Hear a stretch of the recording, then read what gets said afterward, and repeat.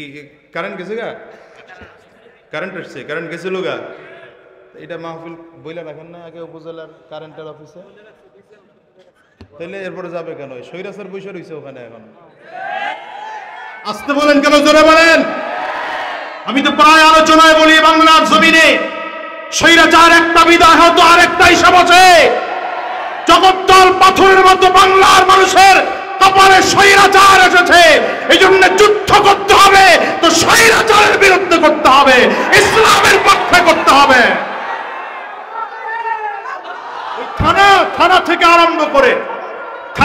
আরম্ভ করে SP, DC, police সহ সব ওই স্বৈরাচারের দালাল গুলো দিয়ে ভরা আছে এখনো। কি ঠিক না বে? ঠিক জোরে বলেন। যদি এগুলো সাফ করতে হয় তো ইসলাম লাগবে, কোরআন লাগবে, আলেম লাগবে, দাড়িওয়ালা লাগবে, টুপিওয়ালা লাগবে, জুব্বাওয়ালা লাগবে। দুই হাত উঁচা করে চিল্লা বলো ঠিক না বে? ঠিক।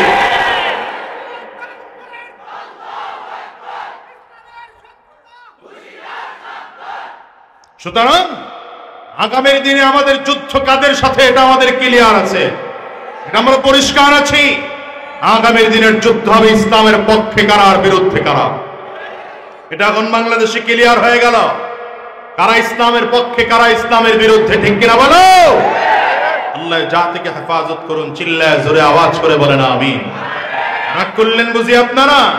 আছেন তো আলেমদের সাথে, আছেন তো কোরআনওয়ালাদের সাথে, আছেন তো ইসলামওয়ালাদের সাথে, উলামায়ে কেরাম। আলহামদুলিল্লাহ, আমি তো আমার নজরে তাকায় দেখতেছি বাংলার আকাশে ইসলামের সূর্যোদয়ের আবার দেখা যাচ্ছে।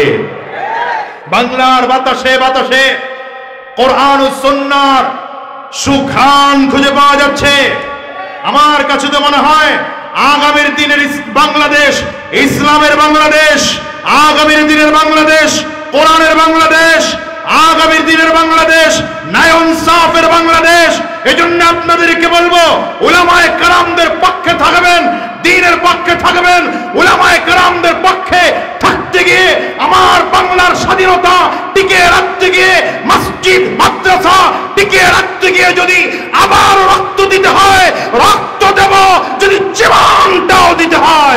কারা কারা তৈয়ার আছো? কারা কারা তৈয়ার আছো? দুই হাত উঁচু করে আল্লাহরে দেখাও। কষ্ট হয় আপনাদের, অসুবিধা হয় আপনাদের? আরে দুনিয়ার নেতা টেতা বাদ দেন মিয়া, দাড়ি ছাড়া নেতা, মাথায় টুপি ছাড়া নেতা। নেতা মানেন তো আমার নবীর আদর্শের নেতাকে নেতা মানেন। আমি তো মাঝে মাঝে বলি এখনকার যুবকরা নেতা মেনেছে এমন একজন রে, নেতার মাথায় টুপি নাই, কর্মীর মাথায় টুপি নাই, নেতার মুখেও দাড়ি নাই, কর্মীর মুখেও দাড়ি নাই। নেতাও নামাজ পড়ে না, কর্মীও নামাজ পড়ে না। নেতা সুদখোর, কর্মীও সুদখোর। নেতা ঘুষখোর, কর্মীও ঘুষখোর। নেতা দেশদ্রোহী, কর্মীও দেশদ্রোহী। নেতা বেনামাজি, কর্মীও বেনামাজি। নেতা জাহান্নামী, কর্মীও জাহান্নামী। তোমার নেতা যদি আমার নবী হতো, ওই একই অবস্থা, নেতাও চাঁদাবাজ, কর্মীও চাঁদাবাজ।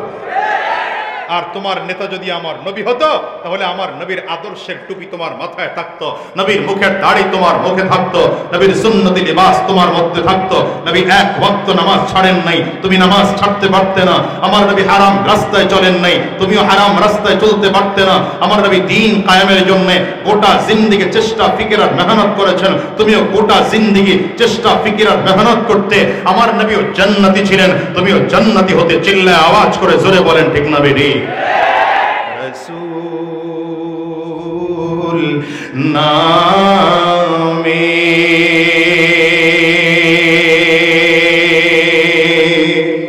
কে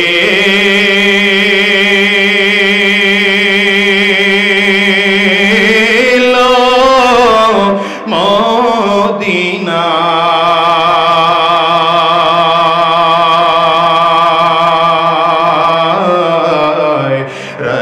রাসূল নামে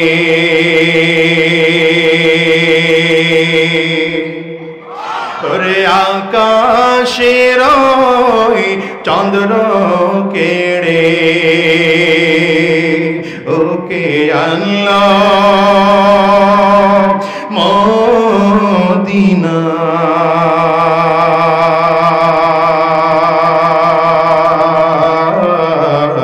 রাসূল রসূল নামে। কষ্ট হয়, অসুবিধা হয়, গলেতে তসবির মালা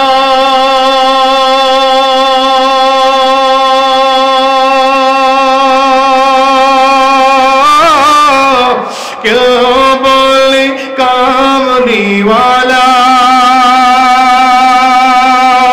রে,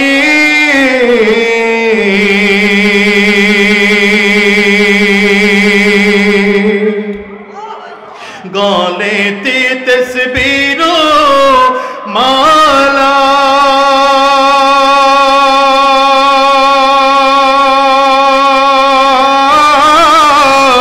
কেউ বলে কামলিওয়ালা রে,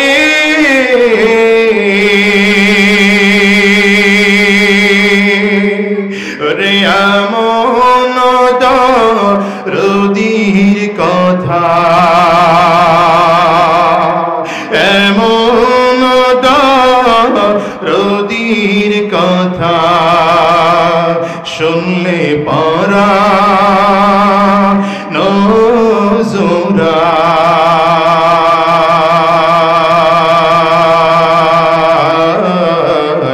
রসূল নামে। বলেন না রসূল নামে। যুবক, নেতা যদি মানতে হয় আমার নবীকে নেতা বানাও। বলো কে নেতা? কে নেতা? কে? তোমার নেতা আমার নেতা। এই স্লোগান জানে না হোমনার, হোমনার মানুষের স্লোগান জানে না। তোমার নেতা আমার নেতা। এই জুয়ান্না যারা আছো আওয়াজ দিও, তোমার নেতা আমার নেতা। স্লোগানই জানে না এই জাতি। স্লোগান দেয় আমার ভাই তোমার ভাই, আমার ভাইয়ের চরিত্র। জীবনেও বলবেন না কোন নেতাকে, জীবনেও বলবেন না। ওই জুয়ান্না মাথা নিচের দিকে কেন? ফেসবুক চালায়। তোমার নেতা আমার নেতা বিশ্ব নবী মুস্তাফা। তৈয়ার আছেন তো ইনশাআল্লাহ স্লোগান দিতে? স্লোগান শিখায় দেয়, স্লোগান দেয়, দিতেছি আমি দিতেছি কারো স্লোগান দেয় আমার ভাই তোমার ভাই, আমার ভাইয়ের চরিত্র ফুলের মতো। ফুলের মতো পবিত্র পৃথিবীর কোন মানুষের চরিত্র হতে পারে? বলেন না কেন পারে? বাংলাদেশের শ্রেষ্ঠ পীর, তার চরিত্রে ভেজাল আছে কিনা সন্দেহ। বাংলাদেশের শ্রেষ্ঠ স্কলার, আপনি বলতে পারবেন যে তার চরিত্র 100% ভালো? একমাত্র একজন ব্যক্তির চরিত্র ছিল আকা নামদার তাজদার মদিনা আহমদ মুজতবা মুহাম্মদ মুস্তাফা। চিল্লায় জোরে বলেন সাল্লাল্লাহু আলাইহি ওয়াসাল্লাম। আমার নবীর আখলাকের মধ্যে, আমার নবীর সিরতের মধ্যে, আমার নবীর চরিত্রের মধ্যে যাররা পরিমাণ কোনো সন্দেহ নাই, ভেজাল নাই, ত্রুটি নাই। কারণ আল্লাহ তাআলা পয়গম্বরে আরবের চরিত্রের সার্টিফিকেট নিজে দিয়েছেন। আমার নবীর চরিত্রের সার্টিফিকেট কে দিয়েছেন? জোরে বলো। وإنك لعلى خلق عظيم।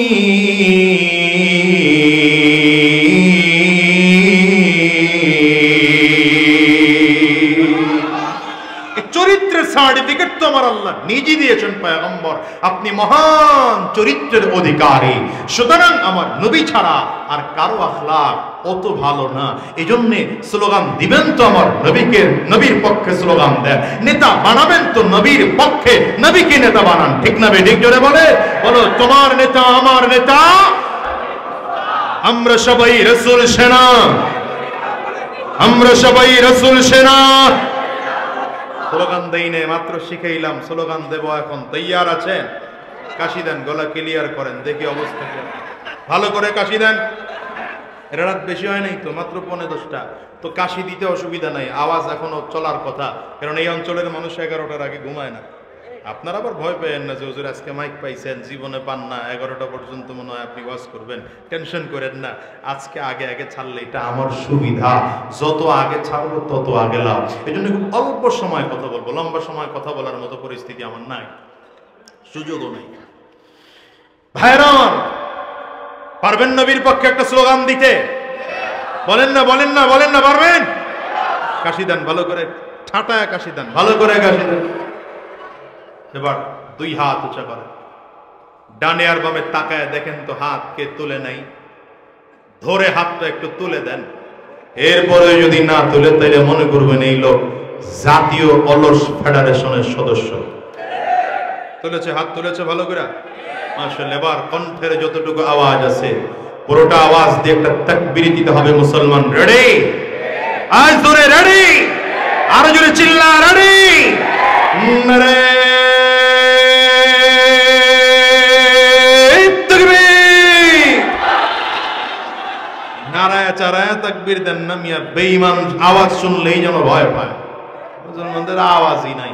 নারে তাকবীর, দুই হাত উঁচু করে, মাঝখানে কয়েকজন আছে উঁচু করে না, অলস জাতি।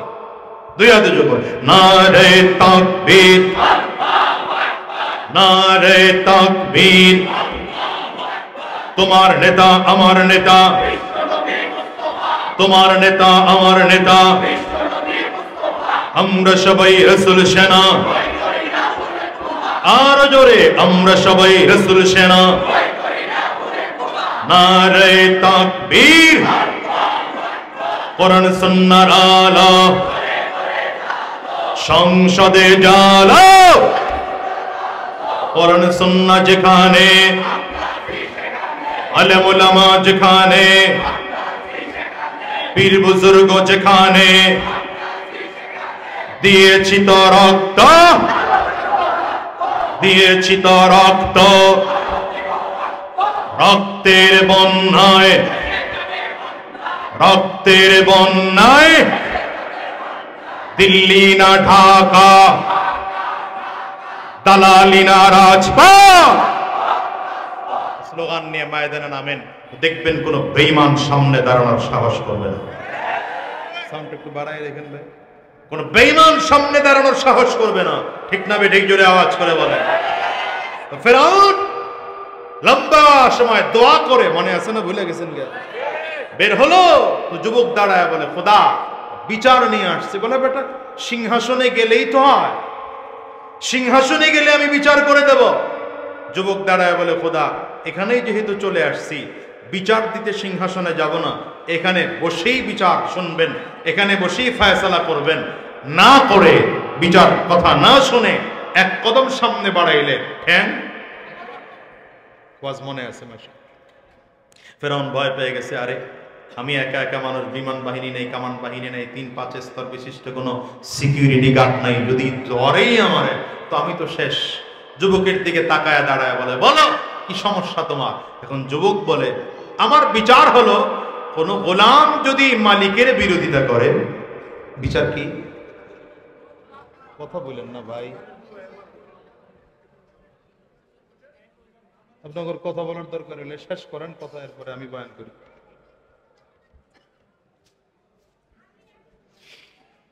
বিচার হলো কোন গোলাম যদি মালিকের বিরোধিতা করে, আর গোলাম হইয়া যদি সে নিজেকেই নিজে মালিক বলে দাবি করে, তাহলে তার শাস্তি কি হওয়া দরকার? পয়েন্ট বুঝেন? কারে বলে? ফেরাউন কথা বলতে বলতে পাহাড়ের চূড়ায় উঠেছে, পাহাড়ের চূড়ার থেকে তাকায় দেখে সেই বিশাল নদী, যেই নীল দরিয়ার জন্য কান্না করেছে আল্লাহর কাছে, তাকায় দেখে আরে পানি তো দেখা যায়। ওর বুঝে আসছে যে তাইলে তো আমার দোয়া বুঝি কবুল হয়ে গেছে গা। বুঝে না কথা? আমার দোয়া বুঝি কবুল হয়েছে। আনন্দে বলে যদি কোনো গোলাম মালিকের বিরোধিতা করে আর নিজেই যদি নিজেকে মালিক বলে দাবি করে, তার শাস্তি হলো এমন নীল দরিয়ার মতো পানির মধ্যে চুবাইয়া মারা। যুবক সাথে সাথে কাগজ আর কলম দিয়েছে, স্যার আমার কথা যদি বিশ্বাস না করে পাবলিক, তো আপনি একটু কলম দিয়ে লিখে দেন। এখন ফেরাউন লিখে দিচ্ছে, কোন গোলাম যদি মালিকের বিরোধিতা করে, গোলাম হইয়া যদি নিজেকে মালিক বলে দাবি করে, তার শাস্তি হলো নীল দরিয়ার মতো এমন পানির মধ্যে চুবাইয়া মারা।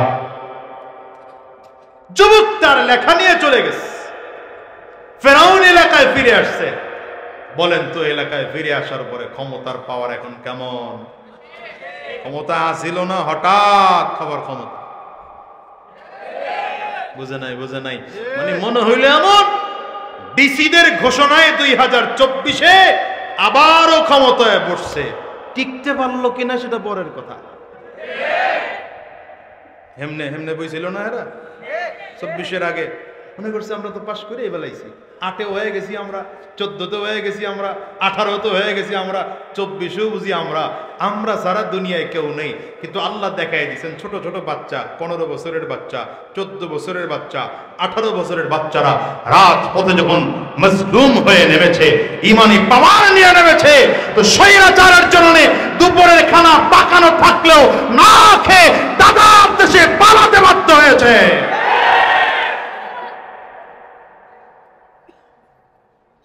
ফেরাউন লেখা নিয়ে দিয়ে চলে গেছে, তো যুবকও চলে আসছে।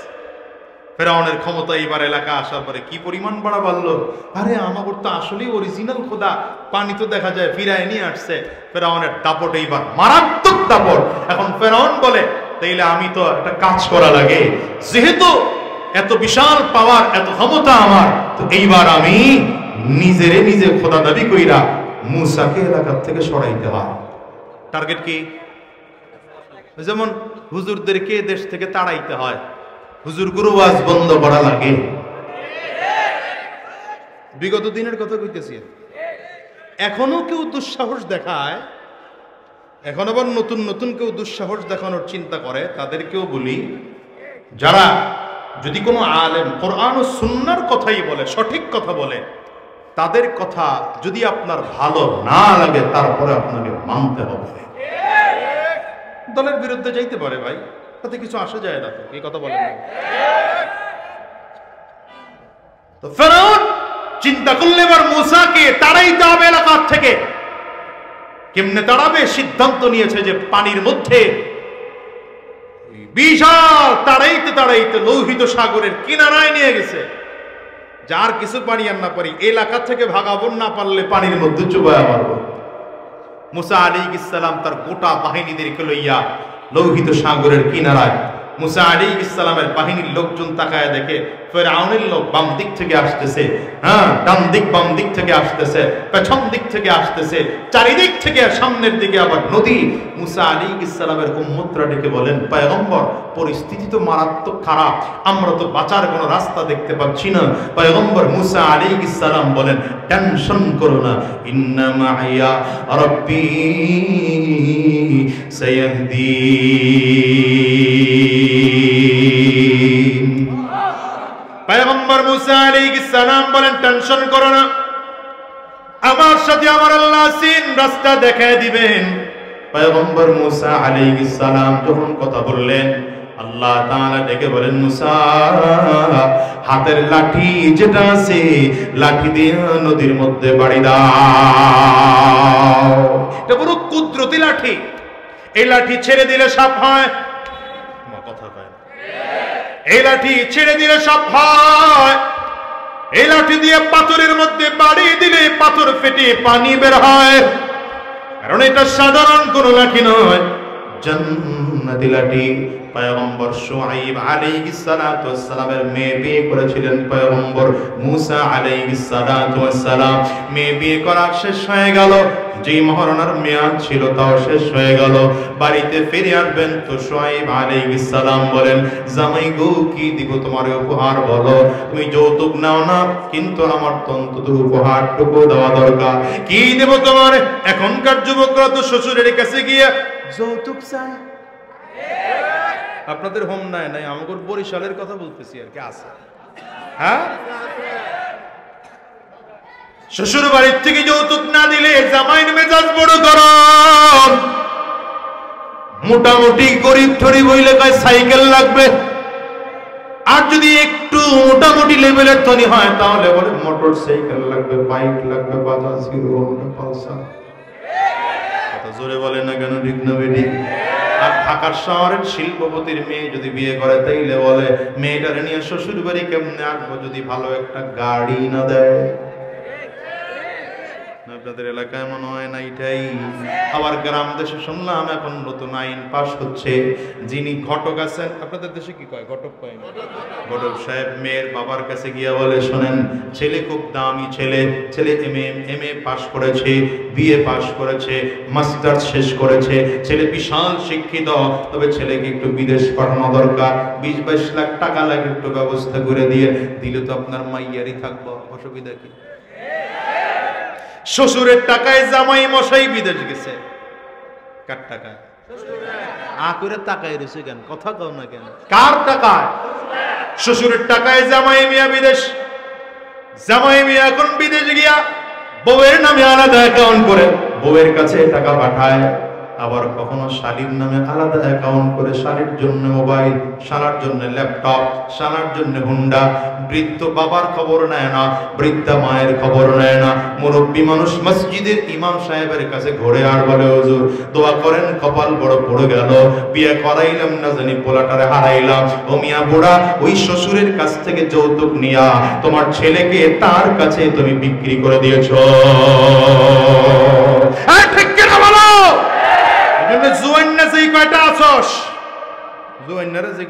বিয়া করস নাই, ওয়াদা করে যাবি যৌতুক নিয়ে বিয়া করবি না। মুরব্বীরা হাত তুলে, জোয়ান্নারে হাত তুলে না,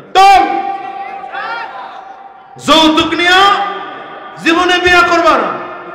মেয়ের বাবা যারা আছেন, ছেলের বাবা যারা আছেন, তাদেরকে বলবো, মেয়েকে যৌতুক দিয়ে বিয়ে দিবেন না, ছেলেকে যৌতুক নিয়ে বিয়ে করাবেন না। আওয়াজ দেয় না, দেখছেন কিপটা জাতি। জোরে বলেন ঠিক না বেটি? মনে রাখবেন, যৌতুক দেওয়া, যৌতুক নেওয়া, যৌতুকের সুপারিশ করা, যৌতুকের সাক্ষী থাকা, সবগুলো হারাম। ইসলামে হারাম করেছে, রাষ্ট্রীয়ভাবে এটাকে দণ্ডনীয় অপরাধ করেছে। ঠিক কিনা বলো? ফেরাউন এবার চিন্তা করে, পয়গম্বর মুসা আলাইহিস সালাম রে এলাকার থেকে মুসা আলাইহিস সালাম রে এলাকার থেকে তাড়াইতে পারলেই বুঝি শেষ। লোহিত সাগরের কিনারায় মুসা আলাইহিস সালাম দাঁড়ায় আছেন, আল্লাহ তাআলা ডাক দেয়, শ্বশুর বাড়ির থেকে যে পাইছিলা হাদিয়া, যৌতুক না হাদিয়া? কথা কয় না, যৌতুক না হাদিয়া? মুসা আলাইহিস সালাম একটা হাদিয়া, আপনারা যারা নেন এটা হলো যৌতুক। বুঝেন নাই কথা? যৌতুক আর হাদিয়ার মধ্যে পার্থক্য কি? এটার ব্যাপার বিশাল আলোচনা আছে। সাদাবাজি আর দানের মধ্যে যা পার্থক্য, যৌতুক আর হাদিয়ার মধ্যে ওইটা পার্থক্য। কি কথা কন না? চাঁদাবাজি আর হাদিয়ার মধ্যে পার্থক্য জানেন না বুঝি আপনারা? চাঁদাবাজি হলো ওইটা, অনেকে আছে না আমাদের হুজুরগুর কালেকশন টালেকশন দেখা এগোর মেজাজ গরম করে, হুজুর আপনারাও তো সাদা খান, আমরাও সাদা খাই। হ্যাঁ, হুজুররা সাদা খায় না, জোরে বলে যায় না। চাঁদাবাজি আর হাদিয়ার মধ্যে পার্থক্য কি? দুইটা মৌলিক পার্থক্য। 1 নম্বর পার্থক্য হলো, চাঁদাবাজি করা হয় জোর করে। বলেন কি করে? জোর করে। আর হাদিয়া হচ্ছে কোনটা? যেটা স্বেচ্ছায় খুশি মনে দেওয়া হয়, এটা হলো হাদিয়া। কথা বলেন না? এই যে কুয়াকাটা হুজুর এখানে বয়ান শেষ করে আপনাকে বলছে রুমাল পাঠাইলাম, যার সাধ্য যতটুকু কোলায় দিয়ে দেন, এটা হলো হাদিয়া। আর যদি কয় খারাপ বড় লোক, পিস্তল ঠেকাইলাম, আগামীকালকের মধ্যে 10,000 মাদ্রাসায় দিয়ে যাবি, নিলে পোলা গুম হয়ে যাবো না। হ্যাঁ, এটা হলো চাঁদাবাজি। আগামীকালকের মধ্যে দোকান করো এলাকায়, বাসায় 5,000 টাকা দিয়ে আইসো, নিলে শাটার লাগাই দেবো, এটা হলো। আর হাদিয়া কোনটা?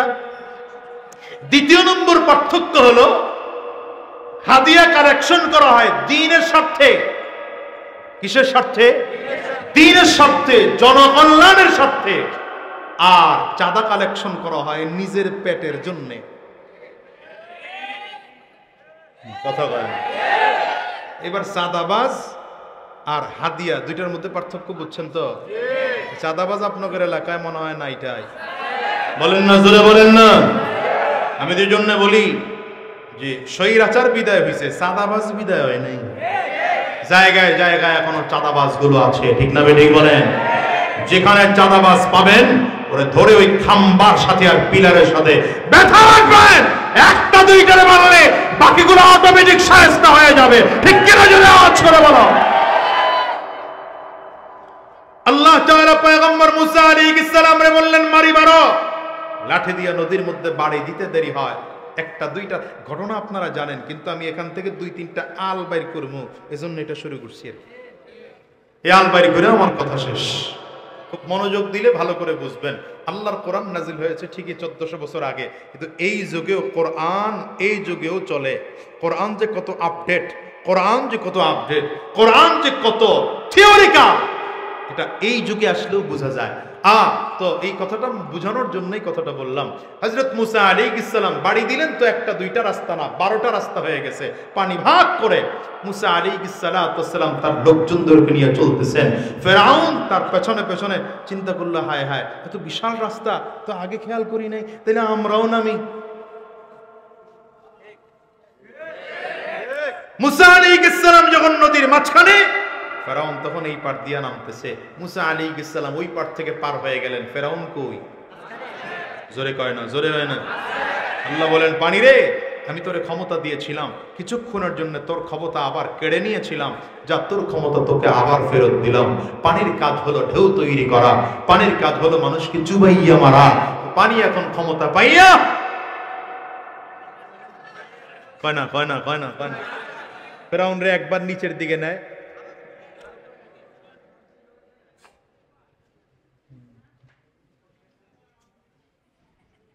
এত গেঞ্জাম থাকলে কথা কয় কেন? আপনাদের এত আয়োজন, তো এটা প্যান্ডেল আলাদা করে দিতেন আরেক জায়গায়। এখানে মাদ্রাসায় কথা কন, এটা কানে আওয়াজ আসছে, এখানে কথা, এখানে এত গেঞ্জাম থাকলে কথা কওয়া যায় না। এই জন্য আমি মাদ্রাসায় ছাত্র পড়ায় অভ্যাস, তো 20 জন লোক হইলে, মনোযোগী হইলে আমি কথা বলতে পারি। আর সামনে 5000 লোক মনোযোগী না, আমি কথা বলতে পারি। এটা আমার মেজাজ ভাই, আমি এটাকে আগেই বলছি, ক্লাস মনে করি। আল্লাহ ভাই আমার, ফেরাউন কি করলো? একবার নিচের দিকে যায়, উপরের যখন দেখছে আর উপায় নাই, সিদ্ধান্ত হয়ে গেছে মরবেই, ও বুঝে ফেলছে এখন আমার মৃত্যু নিশ্চিত। এখন বলা শুরু করছে। কোরআনে বলে আল্লাহ তাআলা, আমানতু বিরাব্বি মুসা ওয়া হারুন। এখন ফেরাউন ডাক দেয় আল্লাহ, তাও নিজের আল্লাহ কয় না। এখনো ফেরাউন বলে আমি ফেরাউন মুসা আর হারুনের আল্লাহ পাকের উপরে ঈমান আনলাম। আল্লাহ বলেন এখন আমি আল্লাহ পাকের কাছে ঈমান গ্রহণযোগ্য হবে না। আল আনা ওয়া ক্বাদ আসাইতা মিন ক্বাবলু ওয়া কুনতা মিনাল মুফসিদিন।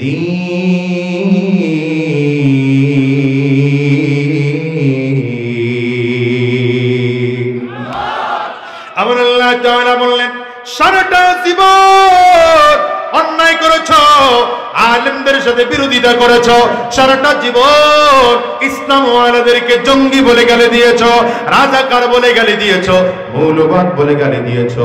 এখন যত তওবা করো, আমি আল্লাহর কাছে তওবা কবুল হবে না। একবার রাজাকার বইলা বলাইছো, মুখ ফসকায় বের হয়ে গেছে গা, এখন পালানোই লাগবে। সরি বললে কাজ হবে না। কিছুটা মিলে কথা কয় না, করে তাকাই রয়েছে, বুঝেই না। কিছুটা মিলে, আরো মিলবে সামনে আগান। পুরা মিলে, মিলে না এখন, আরো মিলতেছে সামনে। দুনিয়ার মুসলমানেরা ফেরাউনকে আল্লাহ তাআলা যখনই কথা বলতে শুরু করেছে, আমানতু বিরাব্বি মুসা ওয়া হারুন, আল্লাহ তাআলা জিবরিলকে পাঠায় দেয়, জিবরাইল যাও, ফেরাউন যেন সামনে কথা বলতে না পারে, নিচের থেকে কিছু কাদা উঠায় ফেরাউনের মুখের মধ্যে মেরে দাও। ফেরাউনের মুখের মধ্যে কাদা ঢুকায় দেওয়া হলো। এখন ফেরাউন হাঁ করে আছে, মুখের মধ্যে কাদা, সামনের দিকে কথা বাড়াইতে পারে না। হঠাৎ করে লেখাটা সামনে ধরা হলো, কোন গোলাম যদি মালিকের বিরোধিতা করে, নিজেই যদি নিজেকে মালিক বলে দাবি করে, তার শাস্তি হলো নীল দরিয়ার মতো পানির মধ্যে চুবাইয়া মারা। ফেরাউন বলে, কে রে, এটা তো আমার লেখা মনে হয়। জিবরাইল ডাক, এলাকা দুনিয়ার কারণ তোমার লেখা শাস্তি দিয়া তোমার বিচার দিয়া তোমাকে শাস্তি দেওয়া।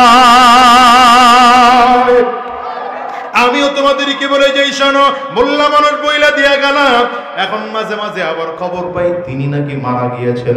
মারা গেলে তো ভালো, যদি না গিয়ে থাকে তাইলে 17 বছর বয়সা নিজেদেরকে বাঁচানোর জন্য যেই সংবিধান তারা তৈরি করেছিল, যে ট্রাইব্যুনাল তারা গঠন করেছে, যে দুদক কমিশন তারা তৈরি করেছে, মনে রাখো আমি মোল্লা মানুষ বলে দিয়ে গেলাম, আজ হোক কাল হোক 20 বছর আর 50 বছর পরে হোক, তোমার বানানো সংবিধান দিয়া তোমাকে ইন্টারপোলের মাধ্যমে বাংলাদেশে এনে এই জনতা ফাঁসির কাস্টে ঝুলাবে, একটারেও ছাড়া দিবে না।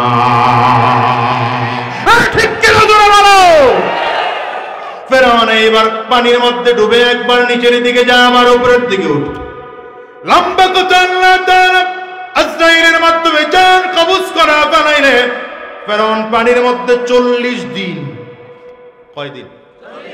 পানির মধ্যে 40 দিন। এলাকার মানুষ বিশ্বাস করে না, মিশরের মানুষগুলো বিশ্বাস করতে চায় না, এত বড় খোদা মরে কেমনে? আরে যার কথায় পানি চলতো কথা কয় না, যার কথায় পুলিশ চলে, যার কথায় আর্মি চলে, তার কথা তিনি আবার পালায় কেমনে? হ্যাঁ, ফেরাউনের কথায় নীল দরিয়ার পানি চলে, মিয়া জোয়ার ভাটা হয় ফেরাউনের কথা। মানুষগুলো, মিশরের মানুষগুলো বিশ্বাস করে না। 40 দিন হয়ে গেল, আল্লাহ তাআলা ডাক দিলেন, পানি তোর ভেতরে যে ফেরাউনের লাশ আছে, এটা ফেরাউন মানুষগুলো বিশ্বাস করে না। ভেতর থেকে লাশটারে ফিকে চরের মধ্যে ফেল।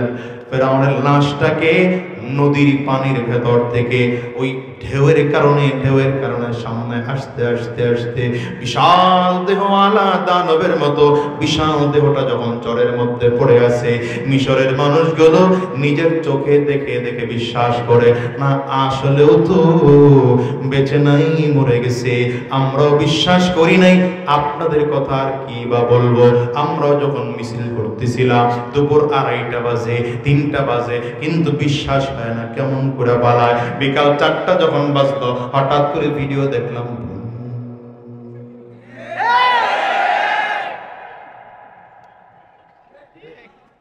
বুঝে না, কথা বুঝে না, না জাতি ওয়াজ বুঝে না রে, জাতি ওয়াজ।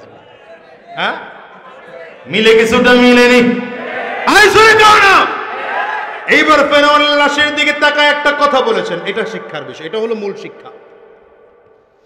আল্লাহ তাআলা ফেরাউনের লাশের দিকে তাকায় বলে, আল-ইয়াওমা নুনাজ্জিকা বিবাদানিক, আল-ইয়াওমা নুনাজ্জিকা বিবাদানিকা লিতাকুনা লিমান খালফাকা আয়া। আল্লাহ তাআলা বলেন, ফেরাউন রে, আমি আল্লাহ তোর লাশটাকে কিয়ামত পর্যন্ত অটল রাখবো, অবিচল রাখবো, নষ্ট করব না, পচাবো না, চামড়া ঢিল করব না। ফেরাউন, তোর লাশ দুনিয়ার কোন পোকামাকড় খাবে না, দুনিয়ার কোন মাটি তোর লাশ খাবে না, আবহাওয়া তোর মাটি নষ্ট করবে না। মমি বানানো ছাড়া তোর লাশ গোটা পৃথিবীর মানুষের কাছে কিয়ামত পর্যন্ত রাখবো। তোর হাড্ডির সাথে চামড়ার গোশতগুলো শুকায়া শুকায়া কাঠ হয়ে যাবে, তুই লম্বা করে চিত হয়ে পড়ে থাকবি। কিয়ামত পর্যন্ত মানুষ তোর লাশটাকে দেখে দেখে দেখে দেখে শিক্ষা গ্রহণ করবে। দুনিয়ায় যদি কেউ কোনোদিন ফেরাউনের মতো শক্তিশালী হতে চাও, কেউ যদি আলেমদের বিরোধিতা করো, কেউ যদি ইসলামের বিরোধিতা করো, কেউ যদি দাড়িওয়ালা টুপিওয়ালাদেরকে জঙ্গি বলে গালি দাও, কেউ যদি নিজেকে স্বৈরাচার হয়ে যাও ফেরাউনের মতো, তাইলে তার শেষ পরিণাম ফল এমন ঠিক না? বেদিক জোরে আওয়াজ করে বলো। আল্লাহ তাআলা ফেরাউনকে দিয়ে দেখাইছেন, কিন্তু শিক্ষা গ্রহণ করে নাই। বাংলাদেশের মানুষ তোমাদেরকে বলি শোনো, ওটা ছিল পুরুষ ফেরাউন, 24-এ বাংলাদেশ থেকে বিদায় হয়েছে, ওইটা মহিলা ফেরাউন। ঠিক কিনা চিল্লা বলো। এরপরেও যদি বাংলাদেশের ক্ষমতাসীন যারা আছো, এরা যদি আলেমদেরকে দেখলে মেজাজ গরম করো, আলেমদেরকে জঙ্গি বলো, আলেমদেরকে রাজাকার বলো, আলেমদেরকে মৌলবাদ বলো, অপেক্ষা করো, তোমাদের ভবিষ্যৎ প্রতিশোধ ওই লেডি ফিরআউনের মতই হবে। তুই হাত তুলে চিল্লা, জোরে বলো ঠিক কিনা। এই জন্য সাবধান করে বলি, উলামায়ে কেরামদের সাথে থাকো, দ্বীনের পথে চলো।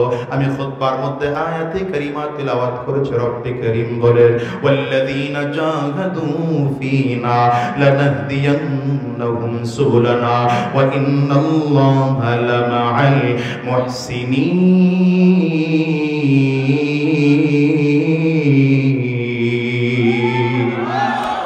আমার আল্লাহ তাআলা গোটা পৃথিবীর মানুষকে জানাইয়া দেয়, দুনিয়ার মানুষ শোনো, আমি আল্লাহর রাস্তায় চলো, চলার জন্য যদি কেউ চেষ্টা করে, মেহনত করে, ফিকির করে, আমি আল্লাহ তাআলা এমন একজন কুদরতি রব, আমি আল্লাহ তাআলা আমার রাস্তায় চলানোর জন্য বান্দাকে সহজ রাস্তা দেখায় দেই। দেখেন তো দুনিয়ার সাহাবায়ে কেরামদের অবস্থা এমন ছিল, যারা ছিলেন জাহান্নামের আসামি, কিন্তু নবীজির হাতে হাত দিয়ে যখন কালিমা পড়ে মুসলমান হয়ে গেলেন।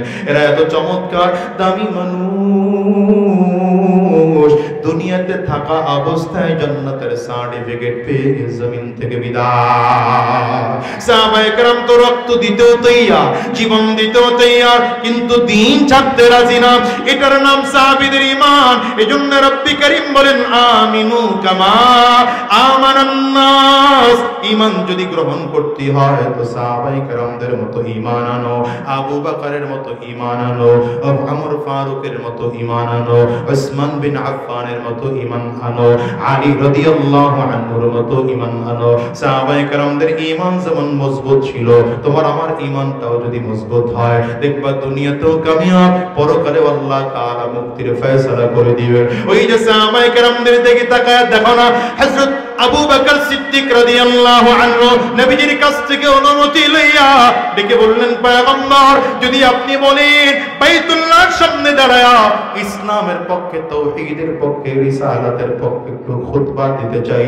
কেউ যখন সাহস করে না, রাসূলুল্লাহ সাল্লাল্লাহু আলাইহি ওয়াসাল্লাম পারমিশন দিলেন। পারমিশন লইয়া আবু বকর সিদ্দিক রাদিয়াল্লাহু আনহু বাইতুল্লাহর সামনে দাঁড়িয়ে তাওহীদের পক্ষে বক্তব্য দিচ্ছেন, দ্বীনের পক্ষে দাওয়াত দিচ্ছেন।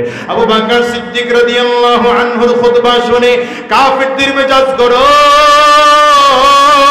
বেঈমানগুলো সব এসে দাঁড়িয়েছে। আবু বকর সিদ্দিক রাদিয়াল্লাহু আনহুকে বেধড়ক পেটাতে আরম্ভ করেছে। ঘোড়া তাড়ানোর চাবুক দিয়া বুকের মধ্যে জোরে জোরে বাড়িগুলো দেয়, পিঠের চামড়াগুলো ফেটে যায়। বুকের মধ্যে বাড়ি দেয়, বুকের চামড়াগুলো ফেটে যায়। পাল ফেটেও আবু বকর সিদ্দিক রাদিয়াল্লাহু আনহুর রক্ত বের হয়। এমন পরিমাণ মার মেরেছে, পায়ের তলার চামড়াগুলো ফেটে যায়। আবু বকর সিদ্দিক রাদিয়াল্লাহু আনহু এই মার কে কে কাফির মুশরিকরা মৃত্যু মনে করে মক্কার উত্তপ্ত মরুভূমির বালুর মধ্যে ফেলে রেখেই তারা চলে গেল। আবু বকর সিদ্দিক রাদিয়াল্লাহু আনহুর গোত্রের লোকজনগুলো ধরাধরি করে বাসায় নিয়ে আসলেন। বাসায় এনে তারা তাকায়া তাকায়া দেখে আবু বকর সিদ্দিক রাদিয়াল্লাহু আনহুর হুঁশ নাই। মা মাথার কাছে বসে আছে। পয়গম্বরের সাহাবী আবু বকর সিদ্দিক রাদিয়াল্লাহু আনহুর হুঁশ নাই। মাথার মধ্যে বারবার করে পানি ঢালে, হাত আর পায়ের মধ্যে তেল মালিশ করে। আবু বকর সিদ্দিকের এখনো হুঁশ ফিরে আসে না। লম্বা সময় হুঁশ, কিন্তু ঈমান কত মজবুত। লম্বা সময় পরে যখন হুঁশ ফিরে আসছে, মায়ের দিকে তাকায় প্রথম শব্দই ডাক দেয়, মাগো বলো না আমার নবী কেমন আছে। আবু বকর সিদ্দিক রাদিয়াল্লাহু আনহুর মা তখনও কালিমা পড়ে মুসলমান হন নাই।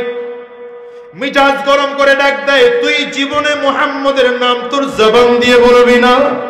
কারণ এই মুহাম্মদের জন্য তুই মার খেয়েছ, রক্ত ঝরেছে তোর শরীর থেকে। আবু বকর সিদ্দিক রাদিয়াল্লাহু আনহু ডেকে বললেন, মা কি বলো তুমি? আমার জবান দিয়ে কেমন করে আমার নবীর নামটা না নিয়ে পারি?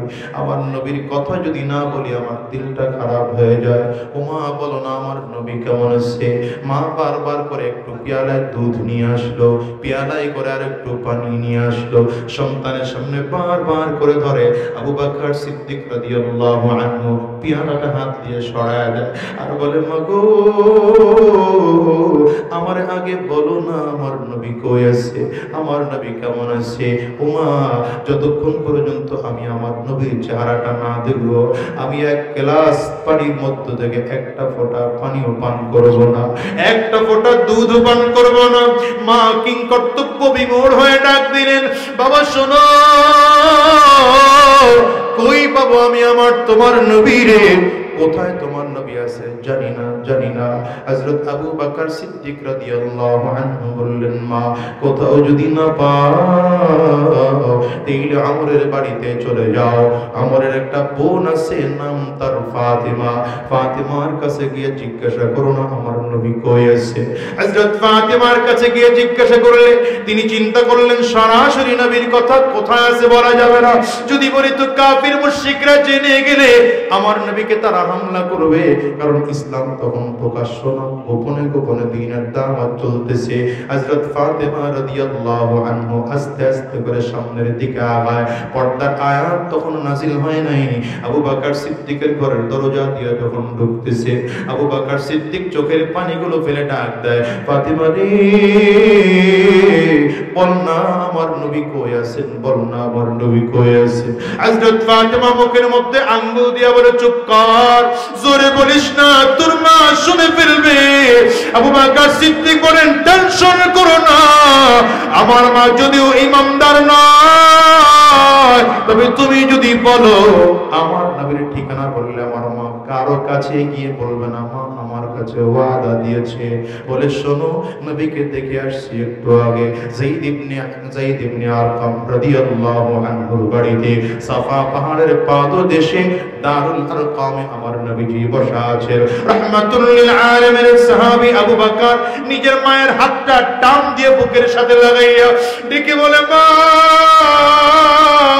জীবনে কোনোদিন তোমার কাছে এমন আবদার করি নাই, একটা ছোট্ট আবদার আমি তোমার কাছে করব, তুমি আমার আবদারটা রাখবানি বলো। মা চোখের পানিগুলো ছেড়ে ছেড়ে কান্না করে আর বলে, কি আবদার বল না, তুই আমার কলিজার টুকরা, তোর যদি কোনো কষ্ট হয় আমি মা সহ্য করতে পারি না। মনে রাখবেন, সন্তানদের কোনো কষ্ট দুনিয়ার কোনো মা সহ্য করতে পারে না, ঠিক না বেঠিক? জোরে আওয়াজ করে বলে। কারণ একজন সন্তানের মা পৃথিবীর মধ্যে সবথেকে বড় আপন, এমন আপন দুনিয়ার কাউ হয় না, কেউ হয় না বাজান, কেউ হয় না। এই জন্য প্রায় করে বলি বাজার, তুমি আর আমি যখন ছোট, মা তোমাকে আমাকে ডান পাশে নিয়ে ঘুমায়, রাতের অন্ধকার হয়ে গেল, ডান পাশের বিছানায় পেশাব করে পুরো বিছানাটা ভিজা ফেলাইছি, মা কিন্তু সন্তানটা ফালায় দেয় না। মা আস্তে করে কোলে করে উঠায়, বাম সাইডে নিয়ে ঘুম পাড়ায়। বাচ্চা বুঝে না, বাচ্চা মানুষ কিছুক্ষণ পরে বাম সাইডেও বিছানায় পেশাব করে ভিজায় দিল। মা তাকায় দেখে বাচ্চাটা বাম সাইডেও ভিজা ফেলাইছে। ভিজা জায়গায় বাচ্চার রাখা যাবে না, বাচ্চার ঠান্ডা লেগে যাবে। মা এবার নিজে চিত হয়ে শুইয়া নিজের বুকের উপরে বাচ্চাটারে উঠে গরম জায়গায় ঘুম পাড়ায়। মায়ের 12 হাত শাড়ি, পুরো শাড়িটা মায়ের ভিজে যায়। মা তারপরে সন্তানকে কষ্ট পাইতে দেয় না, ঠান্ডা লাগাইতে দেয় না। ও কলিজার টুকরো যুবক, আজকের এই মজলিসটাতেও তোমাদেরকে বলে যাই, আজকের ময়দানটাতেও খুঁজতে পাওয়া যাবে যাদের ঘরে মা নাই, যাদের ঘরে বাবা নাই। আমি তো প্রায় বলি আমি আজাদেও একজন মা হারা সন্তান। এ বাজান রে, এই মজলিসে এমন কোন মানুষকে আছো যাদের মা জমিন থেকে বিদায়? কারা কারা আছো একটু হাতটা উঁচা করে দেখাও না বাজার। কার কার ঘরে বাবা নাই, মা নাই, হাতটা একটু উঁচা করে দেখাও না বাজার, উঁচা করে দেখাও না। কলিজার টুকরো যুবক, এই মানুষগুলো হাত তুলেছে, হাতগুলো নামাইবেন না বাজান, তুলে রাখে। আবার যুবকেরা তাকায় তাকায় দেখো মা হারা মানুষদের চোখের পানির অবস্থা কেমন হয়। যুবকরে তাকায় দেখো না, এই মানুষগুলো হাত তুলেছে, এদের কারো ঘরে মা নাই, কারো ঘরে বাবা নাই, কারো ঘরে আব্বা মা 2 জনের কেউ নাই। আজকে তোমরা বাসায় যাইবা, দরজার মধ্যে টোকা লাগাইবা, মা দরজা খুলবে। এই মানুষগুলো হাত তুলেছে, এদের কারো করে মা নাই, কারো করে বাবা নাই। এর বাসায় গিয়া দরজার মধ্যে টোকা দিলে মা দরজা খুলবে না।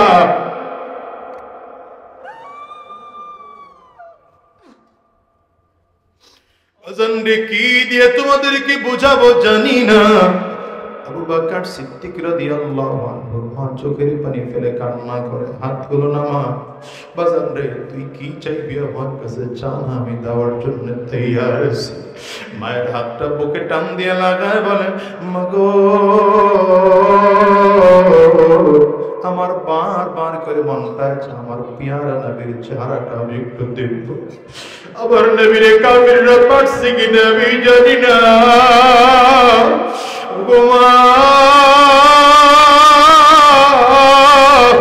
আমার নবীর দেখার পর্যন্ত আমি দুধের পেয়ালায় মুখ লাগাবো না, কিন্তু মা পা দিয়ে হেঁটে হেঁটে আমি আমার নবীর কাছে যাইতে পারবো না, সেই শক্তি আমার নাই।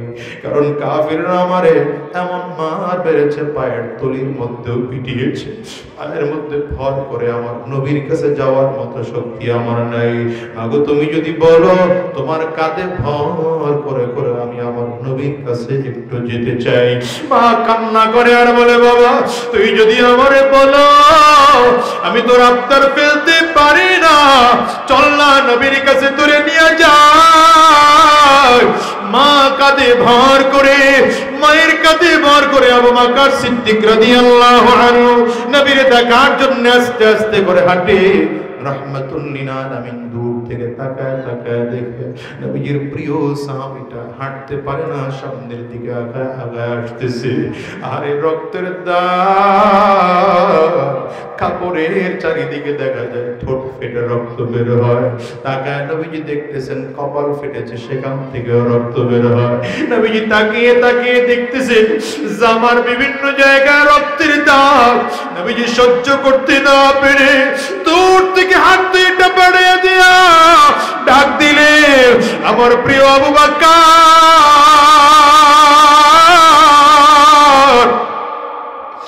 আনা আমার কাছে আয়। নবীজির ডাক শুনে আবু বকর সিদ্দিক সহ্য করতে পারলেন না, মায়ের কাঁধের থেকে হাতটা সরে একটা দৌড় দিলে, দৌড় দিয়ে হাঁটতে পারেন না আবু বকর। হুমড়ি খেয়ে আবু বকর সিদ্দিক জমিনের মধ্যে পড়ে গেলেন। আহারে রাহমাতুল লিল আলামিন এসে আবু বকর সিদ্দিক রাদিয়াল্লাহু আনহুকে জড়ায় ধরে চোখের পানিগুলো ফেলে আমার নবীও কাঁদেন, আবু বকর সিদ্দিকও কাঁদে। আবু বকর সিদ্দিক আমার নবীর কপালের মধ্যে চুমা খায়, আমার নবীর হাতের তালুর মধ্যে চুমা খায়, আর ডেকে বলে, নবী আমার আপনারে কাফিররা মারছেনি। নবী বলেন, না না, বরং তুমি তো অনেক আঘাত প্রাপ্ত হইলা। ও দুনিয়ার মুসলমানেরা, যদিও নবী নাই কিন্তু নবীর দ্বীন আজকে জমিন থেকে বিদায় হয়ে যাচ্ছে। কাফের মুশরিকরা নবীর ওয়ারিস উলামায়ে কেরামদেরকে বারবার জঙ্গি বলে গালি দেয়, বারবার করে রাজাকার বলে গালি দেয়। দাড়িওয়ালা টুপিওয়ালা দেখলে মেজাজ গরম হয়। আমিও তোমাদেরকে বলি, শোনো, এমন মাদ্রাসাগুলোতে জঙ্গি তৈরি হয় না, রাজাকার তৈরি হয় না, উগ্রবাদ তৈরি হয় না। শোনো শোনো, এমন মাদ্রাসাগুলোতে আখলাকওয়ালা মানুষ তৈরি হয়, নায়েবে নবী তৈরি হয়। এমন মাদ্রাসাগুলোতে মানুষগুলো চোর তৈরি হয় না, বরং চোর এসে মাদ্রাসায় ভালো হয়ে যায়, খারাপ মানুষগুলো এসে ভালো হয়ে যায়। এই জন্য অনুরোধ করি বাজার, এমন মাদ্রাসাগুলোর বিরোধিতা করবা না। এমন মাদ্রাসা পাইবা তো মাদ্রাসার সহযোগিতা করো, উলামায়ে কেরামদেরকে পাইবা তো উলামায়ে কেরামদের সহযোগিতা করো। আলেমদেরকে গালি দিবা না, আলেমদের বিরুদ্ধে কথা বলবা না, আলেমদেরকে জঙ্গি আর রাজাকার আর উগ্রবাদ বলে গালি দিবা না, বরঞ্চ তাকে দেখো তোমার আমলনামায় কত গুনাহ। দেখো তো গুনাহের কারণে তোমার কপাল খারাপ। তাকায় তাকায় দেখো না কত মানুষের গুনাহ নিজের আমলনামায় কেমন। তাসবির দানা ছিঁড়ে গেলে যেমন একটার পরে একটা গুনাহ যেমন তাসবির দানাগুলো পড়তে থাকে, তোমার আমার আমলনামায় তো তেমন করে গুনাহ একটার পর একটা লিপিবদ্ধ হচ্ছে। দেখো তো ফেসবুকের মধ্যে গুনাহ, মেসেঞ্জারের মধ্যে গুনাহ, হোয়াটসঅ্যাপের মধ্যে গুনাহ, ভাইবারের মধ্যে গুনাহ, ওই মা আর বাবার সাথে অন্যায় করেছো আরেক গুনাহ, আলেমদেরকে গালি দিয়েছো আরেক গুনাহ, মাদ্রাসা মসজিদের বিরোধিতা করো আরেক গুনাহ, চাঁদাবাজি করো আরেক গুনাহ, আরেক বাইরে গালি দাও আরেক গুনাহ, পরের হক নষ্ট করো আরেক গুনাহ। আজকের ময়দানে যারা যারা আসো বাজার অনুরোধ করে গেলাম, আজকের মাহফিলটা কারো জীবনের শেষ মাহফিল হতে পারে।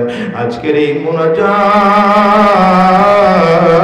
কারো জিন্দেগীর শেষ মুনাজাত হতে পারে। আজকের ময়দান থেকে ওয়াদা করে যাও আর বলো আল্লাহ,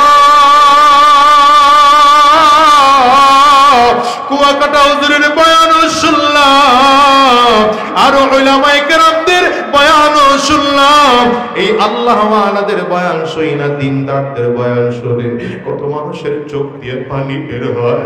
আমার চোখে কেন পানিও না? আমার কপাল বুঝি পুরা, গুনাহ করে করে করে করে কলবটা শক্ত, এই জন্য চোখ দিয়ে পানিও বের হয় না। যারা গুনাহ করে ফেলেছ নিজের গুনাহের কথা স্মরণ করে দিলটানে নরম করে দাও, চোখ দিয়ে পানি ফালাও। অনেকের ঘরে মা নাই, বাবা নাই, আব্বা আম্মার কথা স্মরণ করে চোখের পানি ফালাও। কবরের আযাবের কথা স্মরণ করে চোখের পানি ফালাইয়া কাঁদাও। জাহান্নামের কথা স্মরণ করে চোখের পানি ফালাইয়া কাঁদাও। আর আল্লাহকে বলো, আল্লাহ ডাক দাও না মালিক রে, আওয়াজ করে চিল্লায়া বলো না আল্লাহ। আল্লাহ আর হারাম রাস্তায় চলবো না, আর শয়তানি রাস্তায় চলবো না, আর গুনাহের পথে চলবো না, শয়তানি রাস্তায় কদম বাড়াবো না। যতদিন এই জমিনে থাকবো তোমার দ্বীনের পথে চলবো, ইসলামের পথে চলবো, কোরআনের পথে চলবো। কারা কারা ওয়াদা করতে তৈয়ার আছো? দুইটা হাত উঁচা করে আল্লাহকে দেখাও, আওয়াজ দিয়ে চিৎকার করে ডাক দাও আল্লাহ।